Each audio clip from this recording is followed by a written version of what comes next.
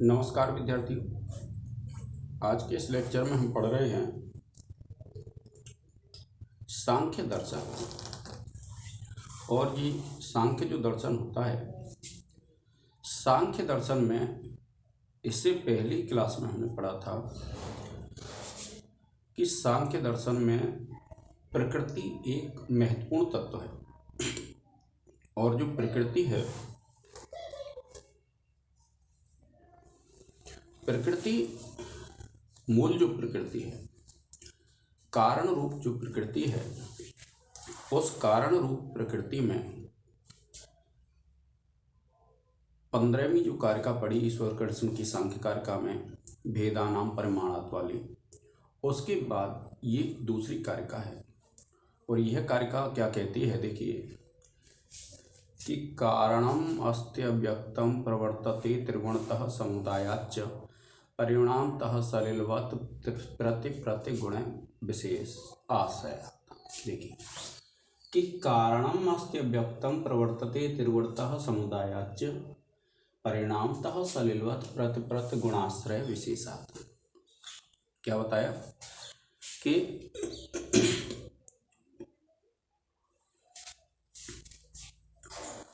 जो प्रकृति है, तो क्या कहा, कारणम अस्ति अव्यक्तम। एक तो होता है व्यक्त, व्यक्त कहते हैं जो महत आदि कार्य हैं, उनको कहेंगे हम व्यक्त। महत, अहंकार, 5 ज्ञानेंद्रियां, 5 कर्मेंद्रियां, 1 मन, 5 महाभूत, ये सब क्या है, 5 तन्मात्रा, ये सब व्यक्त हैं। तो क्या कहा, कारणम अस्ति अव्यक्तम। जो अव्यक्त है, जो प्रकृति है, जो कारण रूप प्रकृति है, वो क्या है, कारण है। तो क्या कहा, कारणम अस्ति अव्यक्तम। जो अव्यक्त है वो क्या है, कारण है।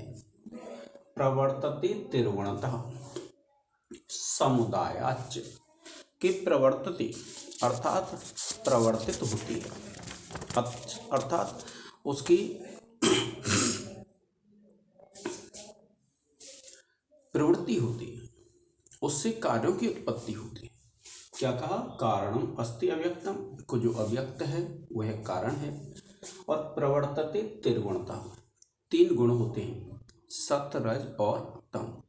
तो जो 3 गुण होते हैं उनके अनुसार, और समुदायाच, यानी कभी कभी तो क्या होता है कि वे जो तीनों गुण हैं, वे 3 गुण अलग अलग प्रवर्तित होते हैं, और कभी कभी एक साथ समुदायाच और समुदाय रूप से। परिणामतः, परिणामतः कहते हैं परिणाम के अनुसार, सलिलवत्, सलिलवत्, सलिलवत् कहते हैं पानी के समान, प्रति गुणाश्रय विशेषात्, यानी अलग अलग जो गुण होते हैं उनकी विशेषता के अनुसार। तो क्या बताया है इसमें, ये सब चीज़ें विद्यार्थियों जो सांख्य दर्शन वाले हैं वो अपने अनुमान प्रमाण से सिद्ध करते हैं। वो क्या कहते हैं कि ये जो प्रकृति है, प्रकृति क्या है, कारण है, और जो महतादि हैं वे क्या हैं, कार्य हैं। तो क्या बताया कि कारण अस्ति अव्यक्तम और प्रवर्तते त्रिगुणतः, तीनों गुणों के अनुसार प्रवर्तित होती है। क्योंकि 3 गुण पाए जाते हैं, एक सत्गुण है, एक रजगुण है और एक तमगुण है। तो जब आप देखते हैं तो प्रत्येक वस्तु जो होती है प्रकृति की प्रत्येक वस्तु में अलग अलग गुण पाए जाते हैं। कौन से, जैसे किसी में सत्वगुण की प्रबलता पाई जाती है, किसी में रजगुण अधिक पाया जाता है, किसी में तमगुण अधिक पाया जाता है।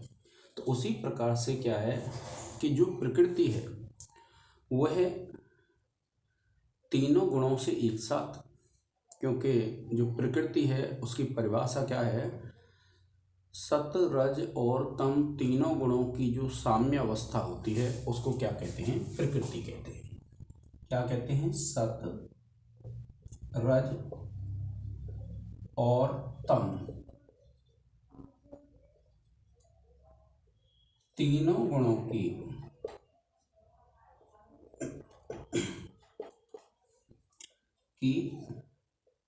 साम्यावस्था को प्रकृति कहते हैं।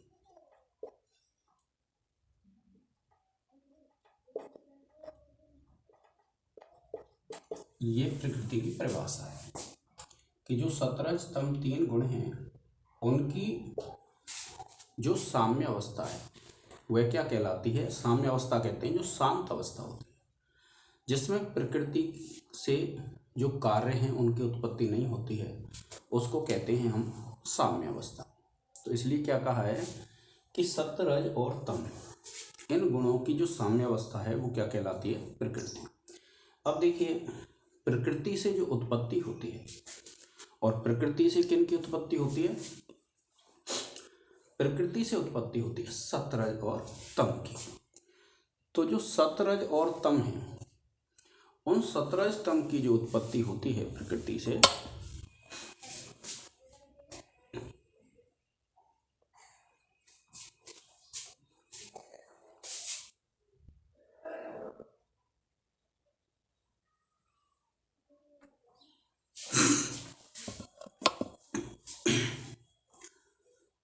तो देखिए जो सतरज तम गुण हैं उनकी जो उत्पत्ति होती है प्रकृति से वो अलग अलग होती है कि किसी वस्तु में कोई सा गुण पाया जाता है, किसी वस्तु में कोई सा गुण पाया जाता है। तो इस प्रकार से क्या है कि जो गुण हैं वे अलग अलग पाए जाते हैं प्रत्येक वस्तु में। अब देखिए, फिर कहा परिणामतः सलिलवत। परिणामतः सलिलवत का तात्पर्य होता है, सलिल कहते हैं पानी को। जैसे बादल में से पानी की बूंद पृथ्वी पर बरसती है, और बादल में से जब पानी की बूंद पृथ्वी पर बरसती है तो क्या है, जिस जिस आश्रय में वो जाएगी। जैसे मान लीजिए, ये मान लो बादल है और बादल से पानी की बूंद गिरी किसमें? नारियल के पेड़ में। तो देखिए, अगर नारियल में गिरती है पानी की बूंद, तो पानी का बूंद जो है उसका जो स्वाद है वो कैसा हो जाएगा? उसका स्वाद हो जाएगा आपका मीठा, अर्थात मधुर, और मधुर स्वाद हो जाएगा। तो फिर क्या कहते हैं? दूसरा उदाहरण देखें हम। अब दूसरा उदाहरण अगर आप देखते हैं तो मान लीजिए जामुन पर गिरती है पानी की बूंद। तो जामुन पर अगर पानी की बूंद गिरती है तो उसका जो स्वाद है पानी का वो क्या हो जाएगा? खट्टा हो जाएगा। और जब इसका स्वाद खट्टा हो जाएगा, फिर उसके बाद देखिए, मान लीजिए सीप में गिरती है, तो यही पानी की बूंद क्या बन जाती है? मोती बन जाती है। और फिर अगर आप देखते हैं कि केला में गिरती है, तो वह बूंद पानी की क्या बन जाती है? कपूर बन जाती है।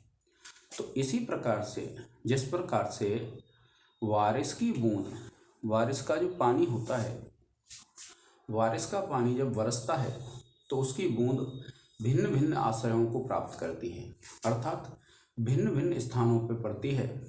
तो भिन्न भिन्न स्थानों पर जब पानी की बूंद पड़ेगी तो क्या होगा कि जिस स्थान पर पड़ेगी उसके अनुसार ही वह परिवर्तित हो जाएगी, जैसे आपने इन उदाहरणों में पढ़ा।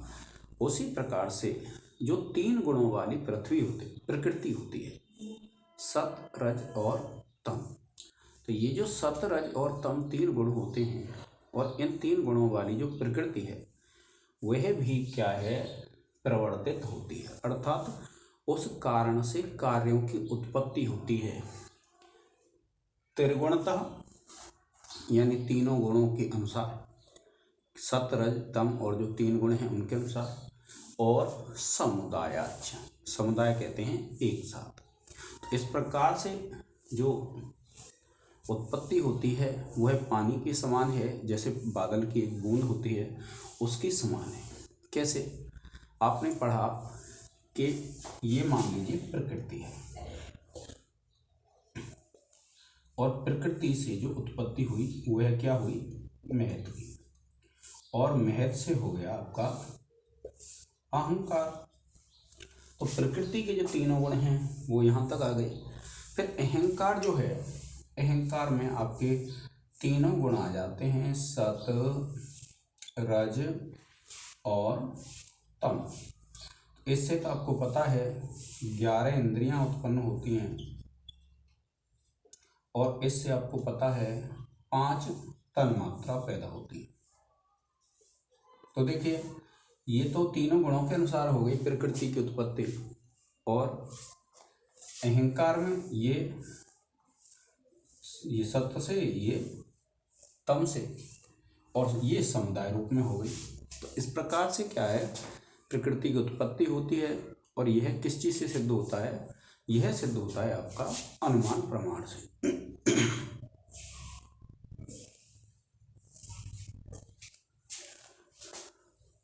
ये जो कारिका है विद्यार्थियों, यह हमारे प्रकृति को सिद्ध करती है कि सांख्य दर्शन में जो प्रकृति तत्व है वह कारण है, और उससे जो कार्यों की उत्पत्ति होती है वह तीनों गुणों से मिलकर और प्रत्येक गुण से अलग अलग होती है। यह हमने आज इसमें पढ़ा।